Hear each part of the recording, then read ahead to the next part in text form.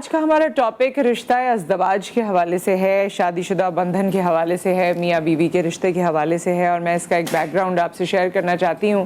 کچھ دن سے میں سوشل میڈیا پہ مختلف گروپس میں، کیونکہ وہ خواتین کے گروپس الگ ہوتے ہیں، مردوں کے گروپ الگ ہوتے ہیں، ہم نے ایک ریسرچ بھی کی اور ہم نے دیکھا کہ خواتین کے گروپس میں اکثر ظاہر ہے مرد اور عورت میاں بیوی کے درمیان مختلف مشکلات یا معاملات ہو جایا کرتے ہیں، اس پہ بڑی ساری پوسٹ لکھی ہوتی ہے، لیکن مجھے افسوس اس بات کا ہوا، چلیں ٹھیک ہے کسی نے وینٹ کرنا ہے، اپنے دل کی بات کرنی ہے، کلوزڈ گروپ ہے اس میں بات کر دی، لوگوں نے مشورہ دے دیا، لیکن لوگ مشورہ کیا دے رہے ہیں، اور مشورہ دینے والی تمام خواتین ہیں۔ مزے کی بات یہ ہے ایک خاتون اپنا مسئلہ پیش کرتی ہے، تمام خواتین اس پہ بات کرتی ہیں، 2 لوگ پازیٹیو بات کرتے ہیں یا موٹیویشنل بات کرتے ہیں، اور 4 لوگ یہ کہتے ہیں یہ تمہاری زندگی ہے، اس کو فیصلہ ابھی کر لو، کیوں برباد کر رہی ہو، کیا ضرورت ہے ایسے آدمی کے ساتھ رہنے کی۔ یعنی جہاں پر ایموشنلی آپ کو تھوڑا سا پرابلم ہے، جی باقی سب کچھ تو دیکھ رہے ہیں، بچوں کے ساتھ بڑے اچھے ہیں، پیسے بھی خرچ کرتے ہیں، سب کچھ کرتے ہیں، لیکن مجھے اس بات میں سیٹسفیکشن نہیں ہے، تو لوگ چھوٹتے ہی کہتے ہیں تو فوراً اپنی زندگی کا فیصلہ کر لو، کیوں وقت ضائع کر رہی ہو۔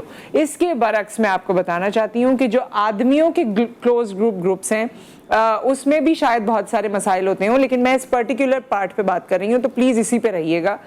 وہاں اگر کوئی اپنا مسئلہ بیان کرتا ہے تو زیادہ تر آدمی ان کو یہ کہتے ہیں کہ بھائی اس کو اس پہ کام کرو، اور چلانا ہوتا ہے، شادی ہوتی ہے، اپس اینڈ ڈاؤنز آتے ہیں، یہ زیادہ تر دیکھا گیا ہے، یہ بالکل غلط بھی ہو سکتا ہے، لیکن ہماری سوسائٹی جس طرف جا رہی ہے، جو ہم کرنے کی کوشش کر رہے ہیں کہ بس میری مرضی، جو میرا دل چاہے گا میں کروں گی، ایسے نہیں ہوتا۔ اس رشتے کو ہمارے دین کی روشنی میں کس طرح سے بتایا گیا ہے۔ اگر آپ کا شادی کرنے کا کوئی پلان ہے، آپ مرد ہیں یا عورت، آپ کو کیا سمجھنے کی ضرورت ہے کہ شادی ایک فلمی کہانی ہے جہاں پر آپ ہیرو ہیروئن ہیں اور اسی طرح سے زندگی گزرے گی، یا شادی کا کوئی مقصد ہے، یا شادی کی کوئی اہمیت ہے دین میں۔ اس کو آج ہم اجاگر کرنے کی کوشش کریں گے۔ ہمارے ساتھ موجود ہیں جی ہمارے مذہبی اسکالر جو اس وقت ہماری اس ٹاپک پہ رہنمائی فرمائیں گے، قاضی احمد نورانی صاحب۔ السلام علیکم قاضی صاحب۔ اور اس ٹاپک پر آنے سے پہلے میں ایک چھوٹا سا سوال جو پچھلے آور سے ہم لوگ ڈسکس کر رہے ہیں کہ جانور کی خریداری ہوتی ہے، اور اگر خدا نخواستہ خریداری کے بعد آپ اسے گھر لائے ہیں اور قربانی سے چند روز پہلے اسے کسی بھی قسم کی بیماری ہو جائے، یا اسکن کی بیماری جو آج کل چل رہی ہے، لمپی ڈیزیز ہو جائے، اس کی قربانی جائز؟ بہت بہت شکریہ۔ جہاں تک آپ کے سوال کا تعلق ہے تو ایسے جانور کی قربانی سے منع کیا گیا جس کا کوئی عضو کٹا ہوا ہو، یا اس میں کوئی ایسی بیماری ہو جو انسانی جان کے لیے نقصان دہ ہو۔ ٹھیک ہے۔ جس بیماری کا ہم تذکرہ بار بار کر رہے ہیں اور سن رہے ہیں، اس کے بارے میں ظاہر ہے اس سے پہلے لوگ اتنے باخبر نہیں تھے جی، لیکن اب یہ اس کے بارے میں خبر ہے کہ اس سے بہت سارے نقصانات ہیں اور وہ بہت زیادہ تکلیف دہ ہے۔ تو اول تو یہ کہ جانور کی خریداری میں بہت احتیاط برتنی چاہیے۔ ٹھیک ہے۔ میں اپنے سننے والوں کو مشورہ دوں گا آپ کی وساطت سے کہ ہر شخص مویشیوں کے اتنا قریب نہیں ہوتا، ہم شہری زندگی میں ہیں، بالکل، تو آپ محلے کے 1-2 ایسے ہوشیار افراد کو ساتھ لے جائیں جو جانور کے مزاج کو پہچانتے ہوں، جانتے ہوں کہ کیا ہے کیسا ہے۔ پہلی بات، بالفرض محال اگر ایسا جانور آ گیا جس میں ایسی بیماری موجود ہے جس سے انسانی جان کو نقصان ہوگا تو اس کی قربانی نہ کریں، اور اب آپ کو دوسرا جانور لانا ہوگا۔ ٹھیک، دوسرا جانور لانا ہوگا۔ اور میں یہ بھی گزارش کروں گا ان افراد سے جو اس کاروبار کو کرتے ہیں کہ ذرا محتاط رہیں، آپ لوگوں کو دھوکہ نہ دیں۔ ظاہر ہے کہ خریدنے والا تو سال میں 1 دفعہ خریدتا ہے، لیکن جو جانوروں کو بیچ رہے ہیں ان کا کاروبار یہی ہے، وہ جانتے ہیں۔ اچھا، پھر اس میں ہماری حکومت کی بھی ذمہ داری ہے، جب ان کے پاس لائیو اسٹاک کا ایک محکمہ ہے تو وہ محکمہ اپنا کام کیوں نہیں کرتا؟ پھر ایک بات اور بھی ضمنی عرض کر دوں اسی میں کہ جب سے انویسٹر اس کاروبار میں آیا ہے تو جانوروں کی قیمت دگنی اور تگنی ہو گئی، تو خدا را قربانی کو ایک فریضہ رہنے دیں اور اس وجوب کو بآسانی لوگ طے کر لیں، اس کو نمائش نہ بنائیں۔ تو بہرحال سوال کا جواب یہی تھا کہ اگر ایسا کوئی نقص ہو جس سے جان میں خطرہ پیدا ہو رہا ہو تو قربانی نہیں ہوتی۔ اور یہ کیا خوبصورت بات ہے، دنیا بھر میں ان کا فیسٹیول ہوتا ہے، ایسٹر ہوتا ہے، نیو ایئر ہوتا ہے، یا جو کچھ بھی ہوتا ہے، وہاں قیمتیں کم ہو جاتی ہیں۔ ہمارے یہاں قربانی کے جانوروں کی قیمتیں آسمان کو چھونے لگ جاتی ہیں۔ تو اگر مناسب قیمت ہو، ہر شخص کر سکے گا، اس فریضے کو سر انجام دے سکے گا، تو کیا خوبصورت ہماری سوسائٹی تشکیل کر پائے گی۔ ایک بریک یہاں پر آ گیا، بریک کے بعد جب ہم واپس آتے ہیں تو ازدواجی زندگی کے حوالے سے دین میں کیا احکامات ہیں، اس حوالے سے قاضی صاحب اپنا بیان بھی فرمائیں گے، اور اگر آپ کوئی سوال کرنا چاہتے ہیں ان سے تو مور دین ویلکم، آپ کال کر سکتے ہیں بریک کے بعد۔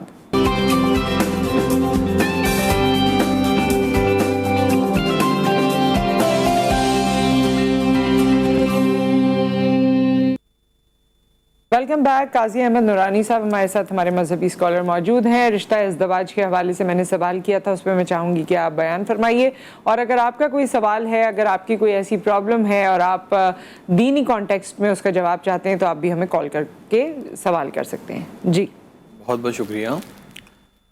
आज आपने जिस मौजू का इंतखाब किया वो इस माशरे की बड़ी अहम ज़रूरत है जी, और हम देख रहे हैं कि हमारा माशरा एक ऐसी बेरहरबी का शिकार हो रहा है कि बाज़ ज़िम्मेदारान ने, बाज़ वकला ने ये बात बताई कि अदालतों में हज़ारों मुक़दमात ज़ेर इल्तिवा हैं और हज़ारों मुक़दमात वो हैं जिनमें ख़वातीन ने खुला के लिए मुक़दमा दायर कर रखा है। जी, कुरान मजीद फ़ुरक़ान हमीद ने इस रिश्ते इज़्दिवाज की बड़ी प्यारी तारीफ़ फरमाई। उन्ना लिबासुल लकुम व अंतुम लिबासुल लहुन्ना। मैंने माशरे के किसी और हिस्से में, किसी तहज़ीब में, किसी मज़हब में ऐसी प्यारी तारीफ़ नहीं देखी कि वो औरतें जी, जो तुम्हारे निकाह में हैं वो तुम्हारा लिबास हैं और तुम उनका लिबास हो। अब ज़रा गौर फरमाइए कि लिबास इंसान के जिस्म का वक़ार है। कभी भी इंसान अपने लिबास को जुदा नहीं होने देता, और खुदा न खास्ता किसी मरहले पर लिबास अगर जिस्म पे ना हो तो फिर इंसान और जानवर में कोई फ़र्क महसूस नहीं होता।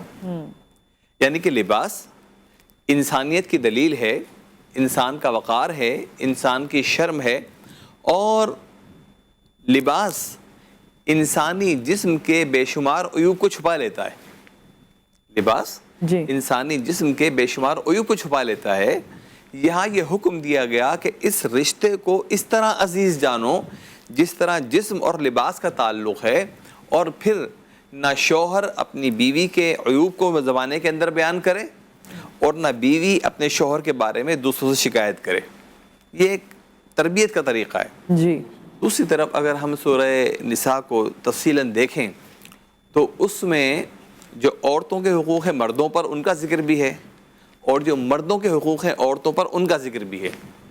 उसकी 18वीं, 19वीं और 20वीं आयत में मर्दों को एक हुक्म दिया गया, लेकिन वो आपके सवाल के जवाब से बड़ा करीब तर है कि जो औरतें तुम्हारे निकाह में हैं, अगरचे उनमें कोई खामी हो तो हुस्न सलूक करो और बर्दाश्त करो।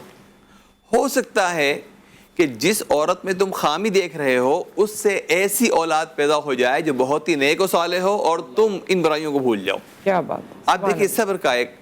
इसी तरह जब मर्द को ये हुक्म दिया गया तो ये हुक्म औरत के लिए भी है कि अगर शौहर के अंदर कोई ऐसी खामी है जो आपको मुतासिर कर रही है तो बर्दाश्त से काम लीजिए। हो सकता है कि कुछ अरसे के बाद उसमें तब्दीली पैदा हो जाए, या अल्लाह ताला आपको बदला ऐसा, और अल्लाह ताला आपको ऐसी औलाद अता फरमा दे कि आप उसकी परवरिश में लग जाएं। उसके अलावा एक कॉलर हैं, फिर कंटिन्यू करते हैं। अस्सलाम वालेकुम। वालेकुम अस्सलाम। हाँ जी, कौन है हमारे साथ और क्या सवाल है आपका? बेटा ये सवाल है। जी जी, नसीम साहिबा क्या सवाल है? मैं कराची से बात कर रही हूँ। मेरे दो बेटे हैं शादी वाले, वो मेरी हलफ नहीं करते, वो किराए के घर पे बैठी हुई बात लड़ाई करते हैं। बस खाली सिर्फ कोई सीधी बात करो तो लड़ाई करते हैं और कोई बात नहीं कर सकते। अच्छा, जो हम समझ पाए, आप लोग भी मुझे बताइएगा कि बेटा इज्जत नहीं देता, शादीशुदा है। बड़े वाले की तो औलाद ही नहीं है, उसको 5-6 साल हो गई शादी को। छोटे वाले के 3 बच्चे हैं, उसको कोई सीधी बात करो तो उल्टी बात करता है। मेरे साथ ही बैठा हुआ है, इधर ही किराए का घर है मेरा अपना। दोनों बेटे इसी तरह हैं? जी, शोर का इंतकाल हो गया है। शोर को है ना, इंतकाल हुए सन 2014 में हुआ था। ठीक है, ठीक, ऑन एयर बात करते हैं, ऑन एयर बताते हैं आपको अभी कि क्या इसका जवाब हो सकता है। सही है, शुक्रिया जी। ये तो वालदा हैं, 2 बेटे हैं, दोनों जो हैं वो जिस तरह उन्होंने बताया फरमाबरदार नहीं है। हम इनके सवाल का जवाब दे लेते हैं, फिर अपने मौजूद जी पर जी जाएंगे। जी। अल्लाह ताला ने हुक्म फरमाया वबिल वालिदैन एहसाना, वालिदैन के साथ हुस्न सलूक करो। پھر فرمایا کہ ان میں سے دونوں یا کوئی ایک بڑھاپے کو پہنچ جائے تو انہیں اف تک نہ کہو. ماں یا باپ کے ساتھ بدتمیزی کرنا، بد تہذیبی سے پیش آنا، ناشائستہ کوئی جملہ استعمال کرنا تو اپنی جگہ پر. لفظ اف بھی نہیں یعنی کہ اس کی مثال اس طرح سمجھیے کہ ماں اگر ضعیف ہے یا اگر ضعیف نہیں بھی ایک عمر کے حصے میں پہنچ چکی ہے اور کسی کام کے لیے بلا رہی ہے یا کسی کام پر ٹوک رہی ہے، آپ نے صرف اف بھی کہا تو اس کے معنی ہے کہ آپ مجرم قرار پائیں گے. ان کا اس حد تک ادب کرنا ہے کہ ان کے سامنے ہمیشہ جھکے رہنا ہے. اور ماں کے ادب کے بارے میں، احترام کے بارے میں تو اتنی احادیث ہیں. اللہ کے نبی صلی اللہ علیہ وآلہ وسلم، ایک نوجوان کے بارے میں آپ کو مطلع فرمایا گیا، علقمہ اس کا نام تھا، کہ وہ ایک ایسی کیفیت میں ہے سکرات کے کہ نہ اس کی جان نکلتی ہے اور نہ وہ اپنی اصل حالت کی طرف آتا ہے. آپ تشریف لے گئے، صحابہ کرام بھی آپ کے ساتھ تھے. جب آپ نے اس کی کیفیت دیکھی تو آپ نے کہا اس کی ماں کو بلاؤ. اس کی ماں آئی، آپ نے فرمایا تم اسے معاف کر دو، یہ جو اس کی اذیت ہے، جو اس کی کیفیت ہے، یہ اس لیے ہے کہ یہ تمہارا نافرمان ہے. وہ لوگ غور سے سنیں اس بات کو، جو اپنے والدین کے ساتھ شائستگی سے پیش نہیں آتے، ادب نہیں کرتے، احترام نہیں کرتے، کسی بھی وجہ سے وہ ان سے بدسلوکی کرتے ہیں. ذرا غور سے سنیں کہ اللہ کے نبی نے اس کی والدہ سے کہا کہ انہیں معاف کر دو. انہوں نے کہا یا رسول اللہ اس نے بہت ستایا، میں اسے معاف نہیں کروں گی. تو حضور اکرم صلی اللہ علیہ وآلہ وسلم نے فرمایا صحابہ تم آگ کا انتظام کرو، لکڑی کا ڈھیر لگاؤ. یہ ماں نے کہا پھر آپ کیا کریں گے؟ کہا تمہارے بیٹے کو اس آگ میں ڈالیں گے. اس نے کہا میں برداشت نہیں کر پاؤں گی. آپ نے فرمایا جب تم یہ برداشت نہیں کر سکتی کہ دنیا کی آگ میں تمہارے بیٹے کو جلایا جائے تو تم یہ برداشت کیسے کرو گی کہ جہنم کی آگ میں اس کو جلایا جائے؟ تو معاملہ عبرت کا ہے. اور ہمارے معاشرے کی بے شمار خامیوں میں سے خامی یہ بھی ہے کہ اولاد والدین کا ادب و احترام نہیں کرتی. بسا اوقات والد یا والدہ روتے ہوئے آتے ہیں اور بیان کرتے ہیں کہ اولاد نافرمان ہو گئی. تو یہ بہت بڑا المیہ ہے. تمام عبادتیں اکارت جاتی ہیں. اللہ تبارک و تعالیٰ نے اپنے حقوق کے بعد جب حقوق کا ذکر فرمایا بندوں کے، سب سے پہلے والدین کا ذکر فرمایا. جی ایک چیز میں ظاہر والدین کو تو میں نہیں اس طرح کہتی یا سب کے لیے نہیں ہے، لیکن جب اولاد چھوٹی ہوتی ہے اور ان کی تربیت کا معاملہ چل رہا ہوتا ہے، اس دوران ہم بڑوں سے کچھ ایسی باتیں یا ان کی برائیاں یا دیگر اور معاملات، یہاں سسرالی معاملات، میکے کے معاملات، اتنی چیزوں میں الجھے ہوئے ہوتے ہیں اور اتنی چیزیں دانستہ یا غیر دانستہ طور پہ بچے کے سامنے کرتے ہیں کہ پھر وہ بڑا ہو کے وہ ادب آپ کا بھی نہیں کرتا، کیونکہ وہ ادب شاید آپ سے بھی نہیں ہوا ہوتا.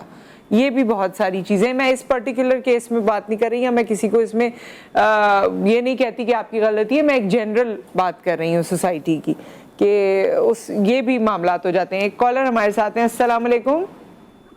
ہیلو السلام علیکم. وعلیکم السلام. ہاں جی، مجھے اپنے پرسنل ہسبینڈ کے حوالے سے بات کرنی تھی. میں اپنے ہسبینڈ کی سیکنڈ وائف ہوں. فرسٹ وائف ان کی اسلام آباد میں ہوتی ہے، میں کراچی میں ہوں. اور بس وہ فرائض اور حقوق کی جو بات آپ لوگ کر رہے ہیں، تو مجھے یہی پوچھنا تھا کہ میرے ساتھ بے تحاشا زیادتی ہوتی ہے. سب سے زیادہ یہ ہوتا ہے کہ فرسٹ پریورٹی ان کے لیے، ان کے ماشاء اللہ وہاں 4 بچے ہیں، میرا ایک بیٹا ہے یہاں کراچی میں. تو بچوں میں زیادتی، میرے ساتھ بہت زیادتی، ٹائمنگ کا ایشو، ٹائم زیادہ ٹائم دیا جاتا ہے، مجھے ٹائم نہیں. وہاں پہ مجھے 7 ایئرز ہو گئے ہیں ابھی تک رینٹ کے گھر میں چھوٹے سے رکھا ہوا ہے. وہاں ماشاء اللہ ان کا عالیشان گھر بنا ہوا ہے. بہت ہر معاملات، زندگی کے ہر امور میں میرے ساتھ زیادتی ہوتی ہے. جب میں کسی بات کو احادیث یا قرآن کی روشنی میں ان کو سامنے رکھتی ہوں، جبکہ میرے شوہر جو ہے تبلیغی جماعت سے تعلق رکھتے ہیں، جب جماعتوں میں جاتے ہیں. آئی ڈونٹ نو کہ وہ سب کیا کرتے ہیں تبلیغ میں، مجھے نہیں پتا. لیکن پھر مجھے احادیث، اور جب میں ان کو حوالہ جات دیتی ہوں کہ یہ سب چیزوں کی پکڑ ہونی ہے آپ کے اللہ کے گھر، تو وہ کہتے ہیں جب ہونی ہے تو دیکھا جائے گا. تو مجھے اس حوالے سے بات کرنی ہے کہ میں کیا کروں ایسا. مجھے ایسا عمل، میں ان کا ہر طرح سے، بھلے وہ 3 مہینے بعد کراچی آئیں، میں ان کا ہر طرح سے خیال رکھتی ہوں. جو میرے حقوق ہیں وہ میں پورے کرتی ہوں ہر طرح سے. بچے کی تربیت بھی میں تنہا کر رہی ہوں، اس کی پرورش بھی میں نے تنہا کی ہے. تو مجھے اس معاملے میں بتائیں کہ مجھے کیا کرنا چاہیے ایسا کہ مجھے اپنے حقوق، میرے اپنے بچے کے حقوق مل سکیں. ٹھیک ہے آن ایئر بات کر لیتے ہیں. بہت شکریہ آپ نے کال کیا نادیہ صاحبہ. جی یہ سوال وضاحت بات پوری سمجھ. اچھا انہوں نے کہا کہ یہ اپنے شوہر کی دوسری بیگم ہے, کراچی میں رہتی ہیں, پہلی والی اسلام آباد میں رہتی ہیں, ان کے 4 بچے, ان کا 1 بچہ ہے. ہر چیز میں ان کو لگتا ہے کہ ان کے ساتھ زیادتی ہو رہی ہے. ان کو نہ بچوں میں اس طرح سے مراعات ملتی ہیں شوہر کی جانب سے, نہ ویسے جو ریلیشن شپ میں زیادہ وقت بھی وہ وہاں گزارتے ہیں, یہاں کم وقت گزارتے ہیں. گھر بھی ان کو بڑا دیا ہوا ہے, ان کو نہیں دیا ہوا. اور بھی جتنی چیزیں ہیں کمپیریزن اگر کیا جائے تو ان کی زندگی ان سے پہلی والی سے بہت مختلف ہے. تو تبلیغی جماعت میں بھی ہیں شوہر, لیکن جب یہ ان کو قرآن و حدیث کی روشنی میں کچھ کہتی ہیں تو وہ کہتے ہیں تب کا تب دیکھا جائے گا اللہ کے گھر میں یا اللہ تعالیٰ کے سامنے. سو ان کو کیا کرنے کی ضرورت ہے اس پورے معاملے میں, آپ اگر کوئی مشورہ دینا چاہیں تو یہ بات جان لیں, ہو سکتا ہے ان کے شوہر بھی سن رہے ہوں یا بہت سارے ایسے مرد اس پروگرام کو دیکھ رہے ہوں یا ان تک اس کی بات پہنچائی جائے گی جو عقد ثانی کے خواہش مند ہیں یا کر چکے ہیں. جی مثنا و ثلاثا و رباع فإن خفتم اللہ تعدلوا فواحد, کہ تم 2 نکاح کر سکتے ہو, 3 کر سکتے ہو, 4 کر سکتے ہو, لیکن تمہیں اس بات کا خوف ہے کہ عدل نہیں کر پاؤ گے تو ایک ہی پر اکتفا کرو. تو دوسری شادی کرنے کی اجازت اسی مرد کو ہے جو عدل کرے, رہائش میں, خوراک میں, دیگر معاشرتی معاملات میں. اگر وہ ناانصافی کرے گا تو حدیث شریف کا مفہوم یہ ہے کہ اس کو ایک ایسا عذاب دیا جائے گا کہ آدھا انتہائی آگ اور شدت کی طرف ہوگا جسم اس کا, اور آدھا ٹھنڈک کی طرف ہوگا, اور وہ اس عذاب کو برداشت نہیں کر پائے گا. جہاں تک ان خاتون کا یا ایسی خواتین کا تعلق ہے جو اس پریشانی کے اندر مبتلا ہیں کہ ان کے شوہر کسی بھی وجہ سے عقد ثانی کرنے کی وجہ سے یا دیگر معاملات میں ان پر توجہ نہیں کرتے, تو میں عرض کرتا ہوں کہ یا ودودو یا اللہ کی 11 تسبیحات, 100 دانے والی 11 تسبیحات پڑھا کریں. اگر ممکن ہو تو گھر کی کسی میٹھی چیز پر چینی وغیرہ پہ دم کر دیجیے تاکہ اس تک چائے کے ذریعے یا کسی شربت کے ذریعے وہ پی لے. نہ بھی اگر پلا سکتے ہوں تو یہ پڑھ کر اللہ کی بارگاہ میں دعا کریں, اللہ تعالیٰ کرم فرمائے گا. اور آپ مطمئن رہیں اس بات پر کہ نبی کریم صلی اللہ علیہ وآلہ وسلم نے فرمایا کہ جس عورت نے اپنے شوہر کے گھر کی حفاظت کی, اپنی پارسائی کی حفاظت کی اور نمازوں کی پابندی کی, تو وہ جنت میں جس دروازے سے چاہے گی داخل ہو جائے گی. ایسا کرنے والے شوہر کو تو جو عذاب ہوگا وہ اپنی جگہ پہ ہے, لیکن ایسی خواتین کو اللہ تبارک و تعالیٰ آخرت میں ان نعمتوں سے سرفراز فرمائے گا, اس لیے کہ انہوں نے برداشت سے کام لیا, انہوں نے صبر سے کام لیا, اور اس صبر کا انہیں بہترین اجر ملے گا. اللہ تعالیٰ آپ کے مسئلے کو حل فرمائے. آمین ثم آمین. اور ایک اور کالر ہمارے ساتھ ہیں. السلام علیکم. وعلیکم السلام. بیٹا Mrs Sufi from Rawalpindi. جی مسز صوفی, کیسی ہیں آپ؟ ٹھیک ہیں بس اللہ پاک کا شکر ہے. بیٹا بڑی اچھی گفتگو فرما رہے ہیں مولوی صاحب, اور اس آیت کا ہی بڑھائیں اگر تو اللہ تعالیٰ نے فرمایا اور تم ہرگز عورتوں میں برابری نہ کر سکو گے, لیکن ہم اپنی فطرت کی کمزوریوں سے مجبور ہوتے ہیں اور ہم بڑھ جاتے ہیں ایک سے زیادہ نکاح کی طرف, لیکن اس وارننگ کو بھول جاتے ہیں کہ اللہ تعالیٰ نے ہمیں بتایا کہ تمہاری فطرت میں یہ کمزوری بھی موجود ہے کہ تم برابری نہیں کر سکو گے, اور کانسیکوینسز جو ہیں نہ صرف تم برداشت کرو گے بلکہ آنے والی, اور اگر بچے بھی پیدا ہوتے ہیں تو وہ بھی فیس کرتے ہیں اور معاشرے میں بگاڑ پیدا ہوتا ہے. شادی از اے ویری بیوٹیفل انسٹیٹیوشن, اور کسی بھی انسٹیٹیوشن کو بیٹا اچھے انسان چلاتے ہیں, خواہ وہ مرد ہو یا وہ عورت ہو. اور اگر کسی بھی بات کی وجہ سے اللہ تعالیٰ نے ایک کو دوسرے پہ برتری دی ہے, with greater power comes the greater responsibility as well. اور جب مس یوز آف اتھارٹی ہوتا ہے تو پھر آپ دیکھتے ہیں کہ آپ کے انسٹیٹیوشن میں, چاہے وہ گھر کا ہو, کوئی بھی ادارہ ہو, یا حتیٰ کہ ممالک بھی ہوں, تو اگر ادارے مس یوز آف اتھارٹی کرتے ہیں تو بگاڑ, عدم توازن کی وجہ سے ریٹیلیشن اور لوگوں میں ریزنٹمنٹ بڑھتا ہے. اس لیے اللہ تعالیٰ ہمیں اس چیز کی توفیق دے, کیونکہ اللہ تعالیٰ نے فرمایا صبر کرنے والے مرد, صبر کرنے والی عورتیں, شکر کرنے والے مرد, شکر کرنے والی عورتیں.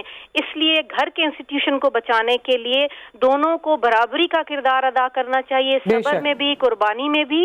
اور صرف خواتین کے نازک کندھوں پر یہ ذمہ داری جو صدیوں سے لادی جا رہی ہے کہ وہی صبر کرے گی, وہی شکر کرے گی. ہاں اللہ کے ہاں اس کا اجر ضرور موجود ہے، لیکن جب بیلنس خراب ہوتا ہے تو پھر ریزنٹمنٹ بھی آتی ہے. ٹھیک ہے، یہ دونوں طرف سے جو ہے وہ کس طرح سے اپنا انپٹ ڈالنے کی ضرورت ہے. مسز صوفی، یہ ہم اس وقت کے اپنے مہمان سے جان بھی لیتے ہیں. Thank you so much for the کال.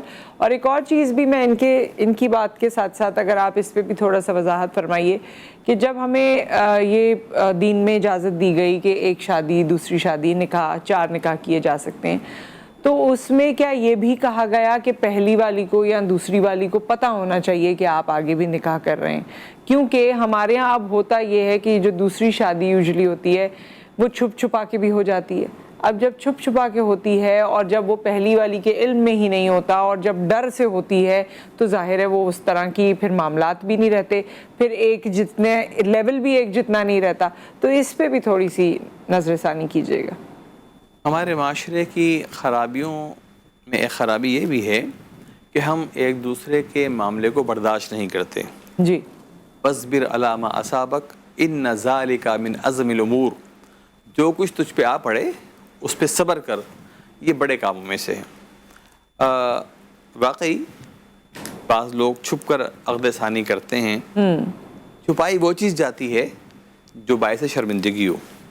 آپ دیکھیں نشہ کرنے والے چھپ کر بیٹھ جاتے ہیں چادر کے نیچے یا کسی کونے کھانچے میں، لیکن اچھائی کو عام کیا جاتا ہے. اگر عقد ثانی کرنا کوئی برا فعل نہیں ہے تو چھپائیے مت. رہا یہ کہ ایسا ہوتا ہے کہ بسا اوقات پہلی زوجہ محترمہ اجازت نہیں دے پاتی تو لوگ ان سے پوشیدہ رکھتے ہوئے شادی کر لیتے ہیں. اس سے بہت سارے معاشرتی مسائل پیدا ہو جاتے ہیں. تو اس کے لیے دونوں افراد کو، شوہر کو بھی اور بیوی کو بھی، اپنے دل میں وسعت پیدا کرنی ہوگی.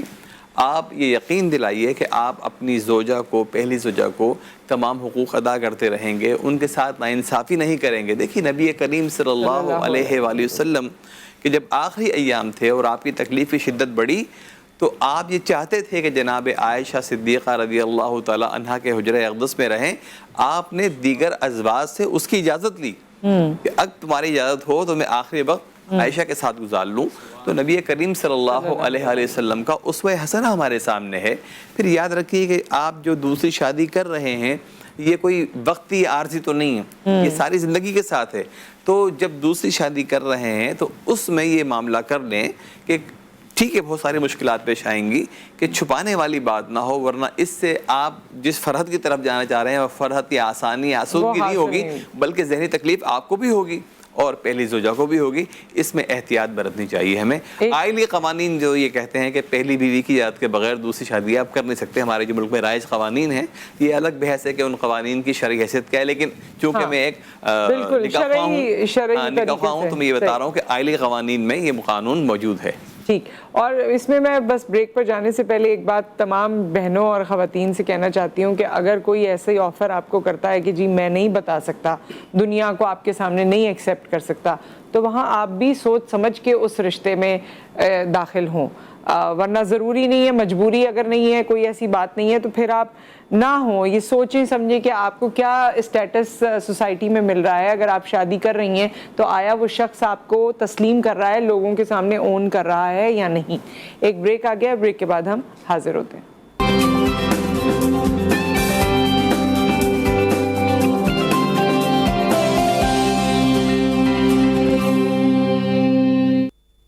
Welcome back. اور شادی شدہ زندگی کے حوالے سے، ازدواجی زندگی کے حوالے سے اس وقت ہم شو کر رہے ہیں اور ہمارے مہمان ہمارے ساتھ موجود ہیں.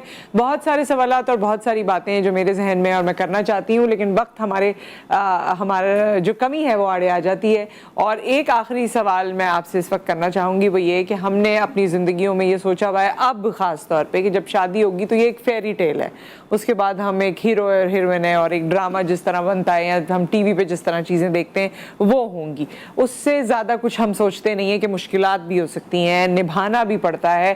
یہ جو نبھانے والی بات ہے وہ تو اب ہے نہیں. میں نے کبھی برداشت نہیں کیا، میں نے یوں برداشت نہیں کیا، میں نے یہ زندگی نہیں گزاری.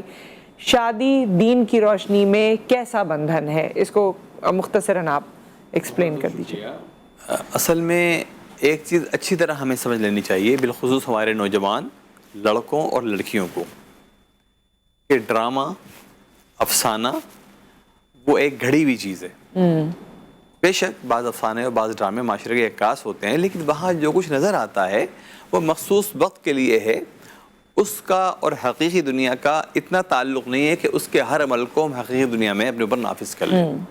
دوسری بات یہ کہ جب تک مرد اور عورت دونوں ایک دوسرے کو نبھانے کی کوشش نہ کریں تو یہ رشتہ کامیاب نہیں ہو سکتا. تیسری بات یہ کہ ایک بات سن لیجئے کہ اس معاشرے میں جہاں کنواری بچیوں کی اچھی جگہ شادی ہونا ایک مسئلہ بن چکا ہو، وہاں ایک عورت جس کو طلاق ہو جائے خدا نخواستہ یا شوہر مر جائے، اس کا نکاح کتنا مشکل ہوگا. اس کے بعد ایک غور یہ فرمائیے، مرد بھی سوچیں عورتیں بھی سوچیں کہ ایک عورت کی طلاق ہو گئی، اس کا قصور نہیں بھی تھا، لیکن اب وہ کن مشکلات کا شکار ہوگی. تو بہتر یہ ہے کہ اس رشتے کی تقدیس کو سمجھا جائے، اس کی اہمیت کو سمجھا جائے، صبر سے کام لیا جائے. اللہ کے نبی صلی اللہ علیہ وآلہ وسلم کی بارگاہ میں ایک عورت آئی اور اس نے اپنے شوہر کی جسمانی کمزوری کی ایک شکایت کی، کوئی نقص تھا. آپ نے فرمایا کہ تم دونوں ایک دوسرے کا ذائقہ چکھو، یعنی کہ ایک دوسرے کو برداشت کرو، ایک دوسرے کے ساتھ رہو.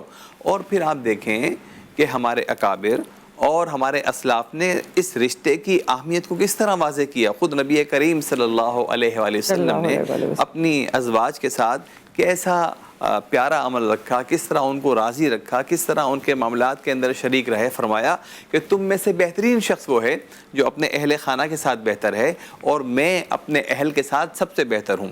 تو ہم یہ سوچ لیں کہ یہ ایک ایسا مقدس بندھن ہے کہ اسے باقی رکھنا ہے، ایک دوسرے کو برداشت کرنا ہے اور اپنی اپنی ذمہ داریوں کو سمجھنا ہے. جب اپنی ذمہ داریوں کو ہم سمجھ لیں گے، اس رشتے کی اہمیت کو جانیں گے، تو ہمیں اس میں سکون ملے گا.